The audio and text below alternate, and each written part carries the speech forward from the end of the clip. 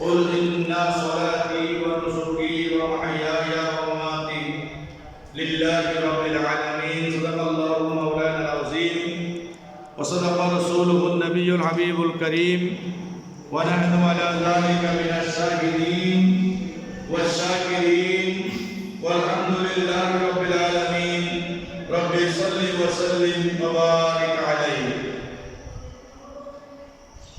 উপস্থিত সম্মানিত উলামায়ে কেরাম মুসল্লিয়ানে কেরাম মুরাব্বিয়ানে ইসলাম পর্দার আড়ালে হযরত মুসলিম মুসলমান মা ও বোনেরা রাহমানি ওয়া রাহমাতুল্লাহ আসসালামু আলাইকুম ওয়া রাহমাতুল্লাহি ওয়া বারাকাতুহু ওয়া আলাইকুম সালাম ওয়া রাহমাতুল্লাহি প্রত্যেককে জানাচ্ছি অগ্রিম পবিত্র ঈদুল আযহা ঈদ মুবারক ও শুভেচ্ছা। সম্মানিত প্রিয় হাজিরিন, দেখতে দেখতে মাহে রমজান শেষ করে ঈদুল ফিতর শেষ করে আমরা ঈদুল আযহার মাস শুরু করেছি। বরকত বলে আলহামদুলিল্লাহ। আলহামদুলিল্লাহ। লক্ষ কোটি দরুদ সালাম মুবারক পায়না সাল্লাল্লাহু আলাইহি ওয়াসাল্লাম মুহাম্মদুর রাসূলুল্লাহ সাল্লাল্লাহু আলাইহি ওয়াসাল্লাম যে প্রিয় হাবিব সাল্লাল্লাহু আলাইহি ওয়াসাল্লামের ওসিলায় আল্লাহ আমাদেরকে অতি মূল্যবান এবং মর্যাদাবান উম্মত বানিয়েছেন। আবার বলে আলহামদুলিল্লাহ। আলহামদুলিল্লাহ। প্রিয় হাজিরিন, হজের মাস, কুরবানির মাস, বড় ধরনের দুইটা ইমতিহান হচ্ছে এই মাসে। একটা হচ্ছে হজ, যাদের নেশার পরিমাণ সম্পদের মালিক তাদের উপর হজ এবং কুরবানি। আর যারা গরিব ফকির মিসকিন ফুকারা, ঋণগ্রস্ত, অভাবগ্রস্ত, সম্পদ আছে কিন্তু ইনকাম নাই, দিনে এনে দিনে খাবার সুযোগ নেই, এরকম তারা তাদের উপর হজও খরচ নয়, কুরবানিও ওয়াজিব নয়।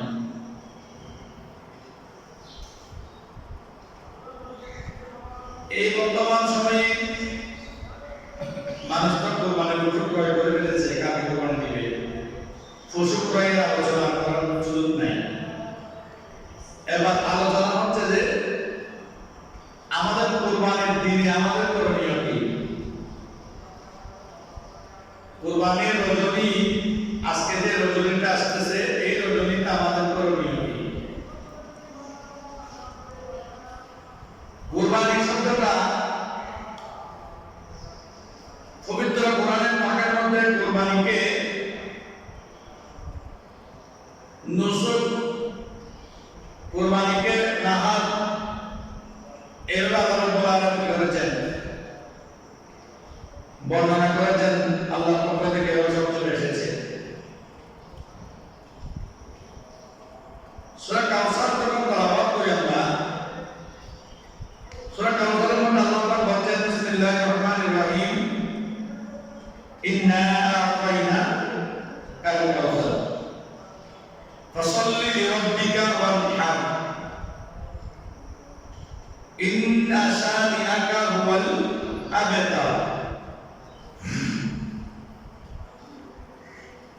এক একটা সূরা, একটা আয়াত নাযিল হওয়ার পিছনে কারণ আছে। রাসূল করিম সাল্লাল্লাহু আলাইহি ওয়াসাল্লামের যে চারটি সন্তান জমিনের মধ্যে আল্লাহ পাক দিয়েছিলেন, তাদেরকে জমিন থেকে আবার প্রদান করেছেন, ফিরিয়ে নিয়েছেন। আমাদের সমাজের মধ্যে অনেকে যদি বলে যার শুধু মেয়ে সন্তান ছেলে নাই, তখন বলে যে বংশ ধরার জন্য, বংশের উন্নতি করার জন্য কেউ তো নাই। আসলে এটা ঠিক নয়। আল্লাহ রাব্বুল আলামিন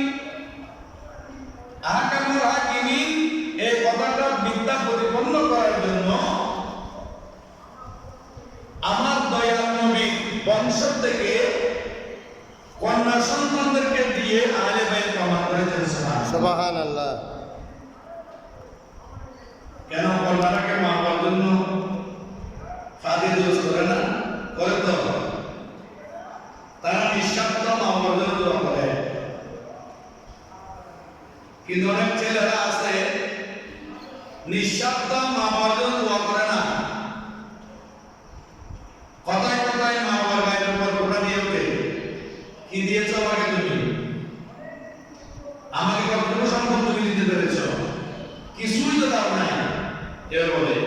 কিন্তু মেয়েরা ছোট বাড়ির থেকে সেখানে স্বামীকে অনেক বুঝিয়ে সুঝিয়ে মায়ের জন্য ভাতের ব্যবস্থা, বাবার জন্য ভাতের ব্যবস্থা, মায়ের জন্য ওষুধের ব্যবস্থা, বাবার জন্য ওষুধের ব্যবস্থা, স্বামীকে রাজি খুশি করে তারা ব্যবস্থা করে। সম্পদের দিক থেকে তারা কিন্তু ফুল সম্পদ পায় না। আবার এমন অনেক কন্যা সন্তানরা আছে সম্পদ যদিও মা বাবার কাছ থেকে পায়, সে সম্পদটা মা বাবার কাছ থেকে না নিয়ে মা বাবার জন্য রেখে দেন। আমার মা বাবা যখন বৃদ্ধ বয়স হবে তখন তারা কিভাবে চলবে, সম্পদটা আমি তাদের জন্য কি করলাম, দিয়ে দিলাম, আমার সম্পদের প্রয়োজন নাই।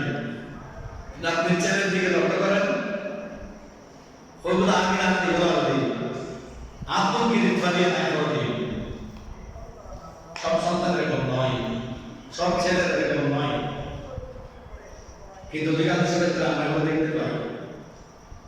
আল্লাহ রাব্বুল আলামিন সূরাতুল কাউসার এই জন্য নাযিল করেছেন, আল্লাহর প্যারা হাবিব সাল্লাল্লাহু আলাইহি ওয়াসাল্লাম ওনার সন্তানদেরকে এক করে জমিন থেকে নিয়ে গেলেন। মক্কার কাফের মুশরিকরা বলতে লাগলো, আল্লাহর নবীর কোনো ওয়ারিস অবশিষ্ট নাই, বংশধর নাই।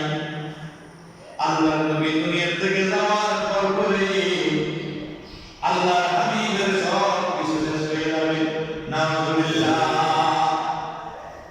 আল্লাহর হাবিবকে নির্বংশ করে তারা পরিহাস করতে লাগলো, পাশ করতে লাগলো।